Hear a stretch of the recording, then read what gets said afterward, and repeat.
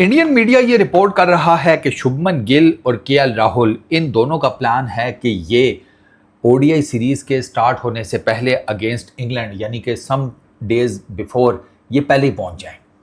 इन दोनों का ये प्लान है। ये जो सीरीज़ है ना बिटवीन इंडिया एंड इंग्लैंड, ये स्टार्ट होगी 14 ऑफ जुलाई से। ठीक है, इसमें 3 टेस्ट मैचेस हैं। 14 ऑफ जुलाई को 3 ओडीआई मैचेस हैं।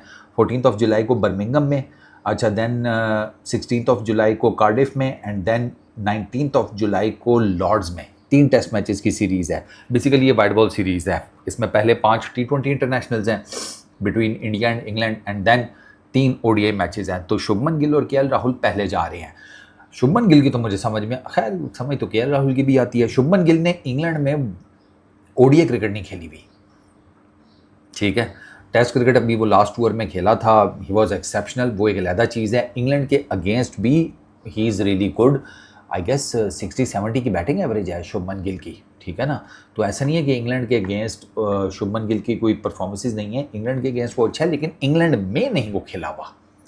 शुभमन गिल इंग्लैंड में ओडीआईज नहीं खेले हुए। तो शुभमन गिल का it is pretty much evident कि शुभमन गिल का प्लान ये है कि भाई साहब मैं जाऊँ, ठीक है, इंग्लैंड पहले, और मैं जाकर ना वहाँ की ज़रा कंडीशंस वगैरह, वहाँ का जो एक आप कह लो माल माशरा है, उससे थोड़ा सा ना मैं गो थ्रू हो लूँ। ये काफ़ी सारी टीम्स करती हैं, ठीक है ना।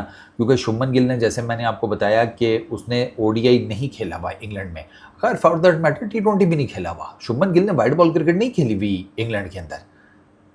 शुभमन गिल ने टेस्ट क्रिकेट खेली हुई है इंग्लैंड के अंदर, वहाँ पर ही has some really good numbers, ठीक है।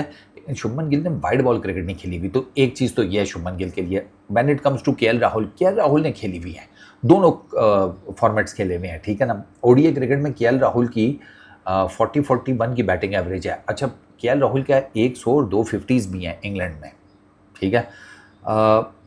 लेकिन एट द सेम टाइम ना केएल राहुल के कुछ इन अ वे 11 इनिंग्स में अगर 3 ये हैं 100 250s, तो वहाँ पर कुछ डाउन, मतलब कोई ज़ीरो भी है, 9 रन सिंगल डिजिट, कुछ डबल फिगर्स में है, 20 30 25 इस तरह करके वो रन्स भी हैं।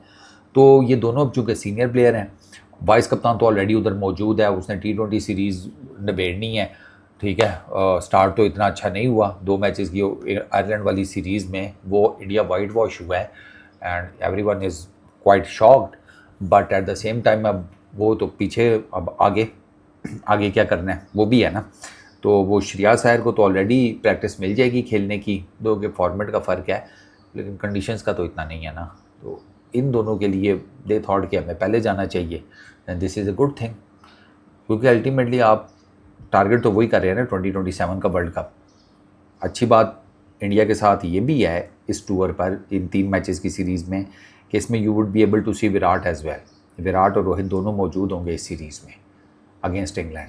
तो it's a good preparation for team India when it comes to 2027 का वर्ल्ड कप। दो के दूर है, लेकिन अगर डिफरेंट कम्बिनेशंस के हिसाब से वो जो फॉर्म एंड फिटनेस की बात की जाती है उसके कॉन्टेक्स्ट में देखा जाए तो फिर तो हर मैच ही इंपॉर्टेंट है।